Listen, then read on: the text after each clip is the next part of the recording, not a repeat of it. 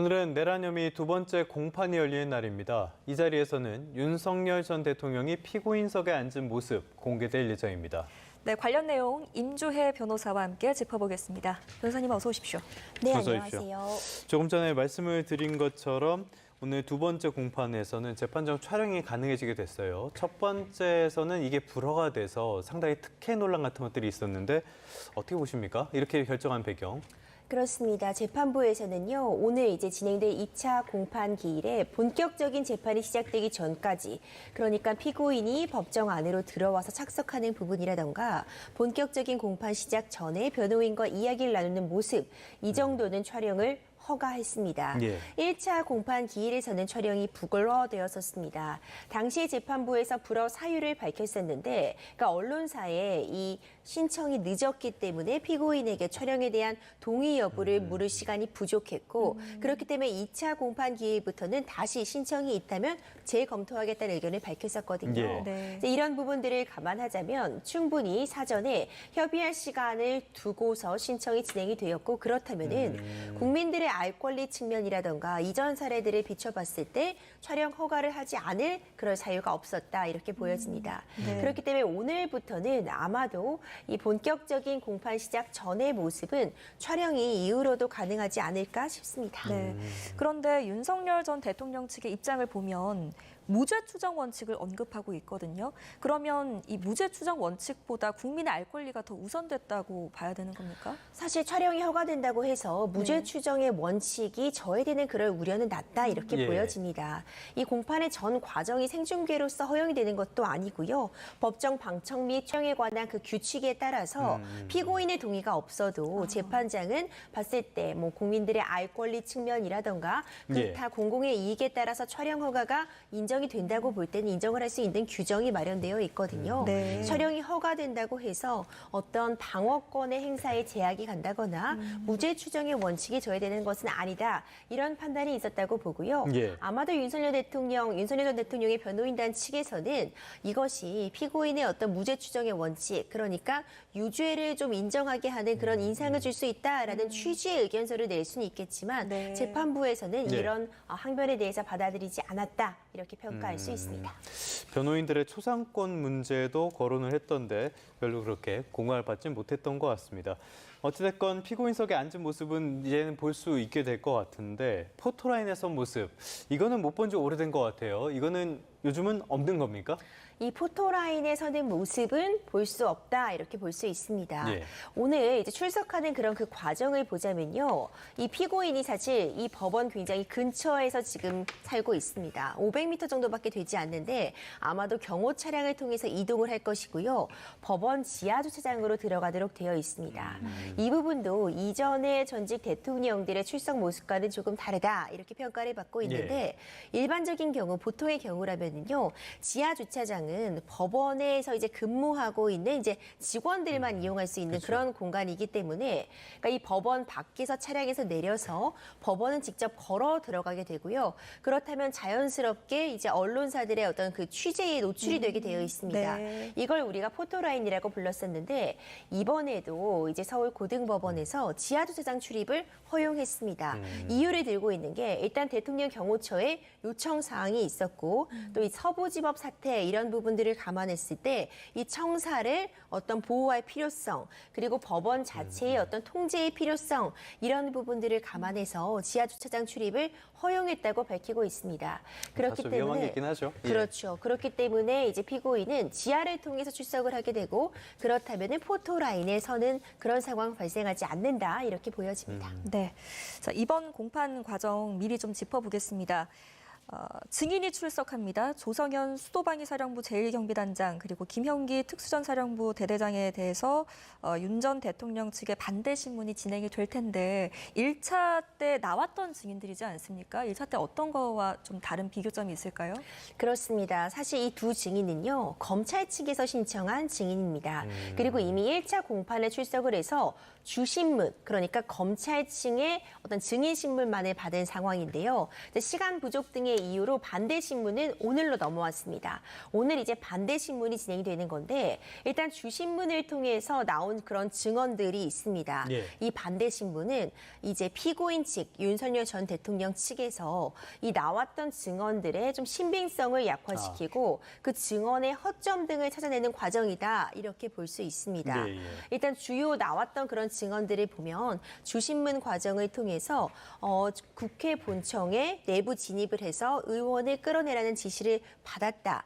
그리고 상부로부터 문을 부숴서라도 끄집어내라는 그런 지시를 받았다. 이런 취지의 증언들이 주신문을 통해 지금 확보가 된 상태거든요. 네. 그렇다면은 윤석열 전 대통령 입장에서는 이 해당 증언 등의 신빙성을 약화시키기 위해서 어떤 그 허점 등을 찾아내는 그런 질문들을 던지는 것이 반대 신문이다. 이렇게 평가할 수 있고요. 네. 반대 신문은 일단 기본적으로는 주신문에서 다뤄진 그 내용들을 대상으로 하고 그 외의 질문을 던지기 위해선 재판장의 허가를 얻어야 됩니다.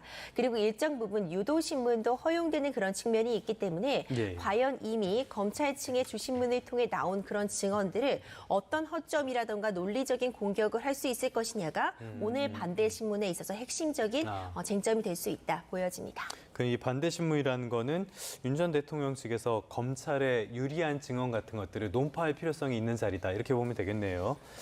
알겠습니다.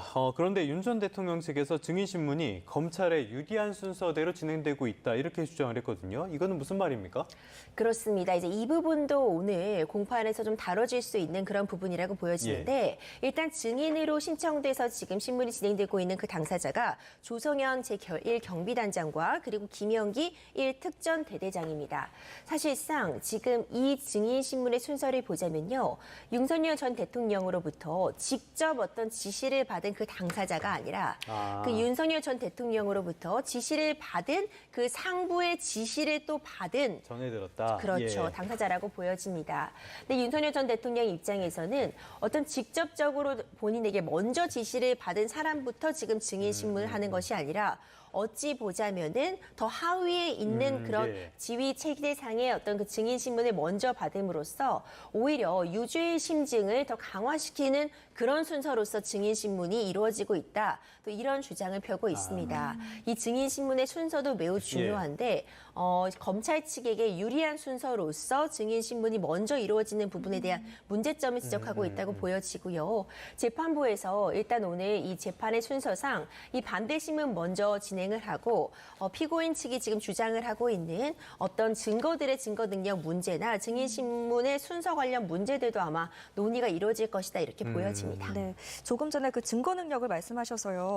검찰 수사 기록을 좀 말을 하는 것 같은데 헌재가 탄핵 심판에서 이미 증거로 인정을 한 부분들 아닙니까? 근데 이걸 형사재판에서 또다시 거론할 이유가 뭐라고 생각하십니까? 일단 헌법재판과 형사재판에서는 이 증거의 증거 능력 정도를 요하는 수준이 다르다 이렇게 평가할 수는 있습니다. 예. 헌법재판에서는 일단 전반적인 이 과정에서 12.3 비상계엄 선포 자체가 헌법과 법률에 위배되는 측면이 있는지까지를 보았기 때문에 증거 능력이 조금 완화되어서 적용이 된다라고 볼 수 있습니다. 네. 하지만 형사재판은 다릅니다. 형사재판에서는 동일한 사실관계를 다루고 있지만 이 12.3 비상계엄 선포가 국헌문란 목적의 내란에 해당할 수 있는지 국헌문란 목적의 폭동인지를 보기 때문에 보다 엄격하게 증거를 살핀다고 볼 수 있거든요. 네. 대표적인 것이 피고인이 그 증거로 사용하는 데 있어서 수사기관에 작성된 조서 같은 부분에 동의를 하지 않는다면 해당 조서를 작성한 그 당사자가 증인신문을 통해서 법정에서 다시 한번 증언을 해야 하는 등 보다 높은 증거 능력을 요하기 때문에 윤석열 전 대통령 입장에서는 이미 헌법재판에서는 증거로 활용이 된 증거라고 하더라도 형사재판에서는 모두 그 증거 능력을 다투겠다는 취지로 읽혀집니다. 목적 자체가 다르니까요. 증거에 대한 것도 많이 다를 것 같습니다. 자, 이번에도 한번 관심을 받게 되는 게 1차 공판에서는 윤 전 대통령이 직접 발언을 상당히 많이 했었단 말이에요. 이번에도 직접 나설 가능성 있다고 보십니까? 가능성이 있어 보입니다. 물론 1차 공판 기일에서는요, 첫 기일이기도 했고요. 모두 발언 같은 부분들이 인정이 됐습니다. 그러니까 이 검찰 측에서 공소사실의 요지를 이제 낭독을 하면 이제 피고인 측에서 이에 대해서 공소사실을 인정하는지 여부를 밝히고 충분히 이제 피고인인 윤석열 전 대통령에게 발언 시간을 주었다라고 보여지는데요. 일단 윤석열 전 대통령 본인이 법조인 출신이기도 하고 이 형사재판의 전 과정을 가장 잘 아는 그런 전문가이자 이 12.3 비상계엄 선포 전 과정을 그렇죠. 가장 잘 예. 알고 있는 당사자입니다. 이 방어권 보장 측면에서 본인이 직접 충분히 발언을 할 가능성은 점쳐지고요. 반대 신문 과정에서도 그것이 변호인을 통해서 어떤 질문을 하는 방식이든 네. 아니면 본인이 직접 질문을 시도하든 변호인과 긴밀한 협조 안에 좀 적극적으로 재판에 임할 가능성 매우 높아 보입니다. 네, 오늘 한번 지켜보겠습니다. 윤 전 대통령 형사재판 사건 기록만 10만 쪽에 달하고 증인만 해도 38명이라고 합니다. 여기에 이제 공수처의 수사권 문제까지 좀 본격적으로 다뤄지게 되면 시간이 더 오래 걸리겠네요.